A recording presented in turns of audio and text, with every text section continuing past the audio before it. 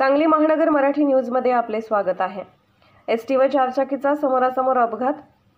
पुण्यातील जुन्या मुंबई पुणे महामार्गावर बोपोडी येथे एसटी बस आणि चारचाकी वाहनाचा समोरासमोर धडक देऊन अपघात झाला। या अपघातात 12 व्यक्ती जखमी असून एक महिला गंभीर जखमी आहे। जखमींना ससून रुग्णालय आणि जवळच्या रुग्णालयात नेण्यात आले आहे। घटनास्थळी पोलीस दाखल झाले असून अपघातग्रस्त दोन्ही वाहने बाजूला काढण्यात आलेली आहेत। याबाबत खडकी पोलीस स्टेशन तपास करीत आहे। सांगली महानगर मराठी न्यूज संपादक प्रकाश लोंढे।